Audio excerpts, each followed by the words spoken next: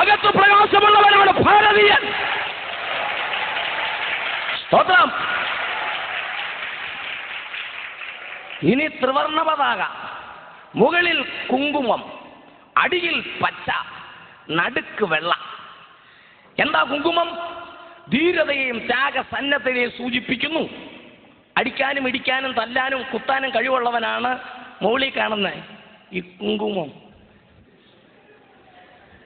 ഈ താഴെ കാണുന്ന പച്ച അതല്ല, അത് സസ്യസമ്പൂർണമായ ഭാരതഭൂമിയുടെ ഐശ്വര്യത്തെ സൂചിപ്പിക്കും. എന്ന് പറഞ്ഞാൽ ഇച്ചിരി കാശും പുത്തനും ഒക്കെ ഉള്ള ആൾക്കാരാ പച്ച.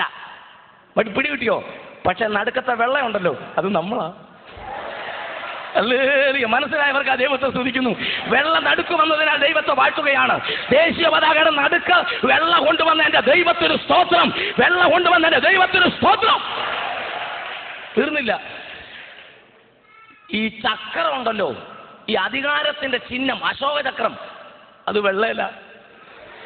അത് വച്ചയ്ക്കും കൊടുത്തില്ല, കുങ്കുമത്തിന് ദൈവം കൊടുത്തില്ല, അത് വെള്ളയ്ക്കാണെന്ന്. ഗ്ലോറി. ഇനി കേൾക്കണോ? അശോകചക്രം എന്നാ അതിന്റെ പേര്. ശോകം, ദുഃഖം. അശോകം ദുഃഖം മാറുമെന്ന്.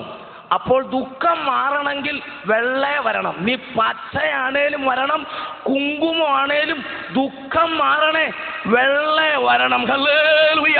മനസ്സിലായവർക്കായി ദൈവത്തെ സ്തുതിക്കുകയാണ്. അത് മനസ്സിലായവർക്കായി ഞാൻ ദൈവത്തെ വാഴ്ത്തുകയാണ്. ഇന്ന് രാത്രി നീ വെള്ളയിൽ വരണം. അതിന്റെ അർത്ഥം യേശുവിൽ വരണം. യേശുവിൽ വരാതെ നിനക്ക് പ്രകാശം കിട്ടുകയില്ല. Praise the Lord. ആമേൻ.